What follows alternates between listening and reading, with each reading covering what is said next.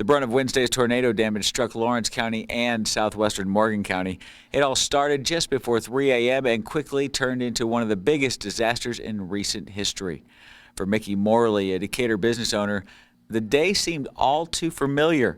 Fierce storms, then wham.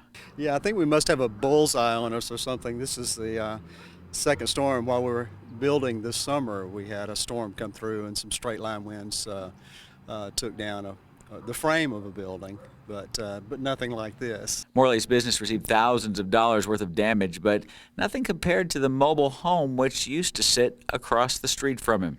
This family in Mud Tavern was hoping for a white Christmas, but this, a little ridiculous. The tree came all the way through the garage roof and now has caused this family of 7 to be forced to spend the night in a hotel. The DeBerry family were in their home when the storm hit. They didn't want to talk on camera, but said they felt blessed for what may seem major to you or I, but compared to what others lost, it was minor to them.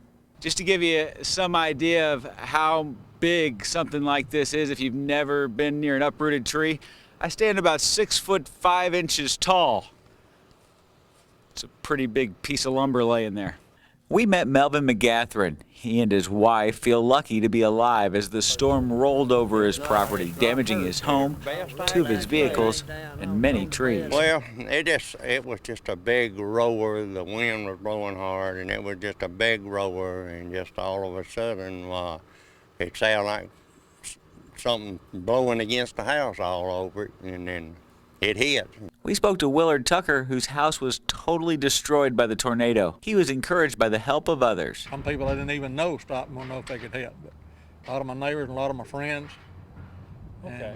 And you got somewhere to stay tonight? Yes, I got a place to stay tonight. Okay. No problem. By afternoon, the initial shock was over for most, and it was time to start putting families, lives, and homes back together. We spoke to Blaine Martis with Cotton States Insurance. He also noticed the community involvement. Anytime you have something devastating like this, the community always kind of rallies around somebody and helps them out when it's time like this. All in all, Jerry Waits, who was in his house this morning when the tornado picked it up off its foundation and moved it more than 100 feet, may have summed up the entire event in just a few words. Oh yeah, if it wasn't for if it wasn't for the Lord wanting something else out of my life and my wife's life, we'd be gone. We'd be gone.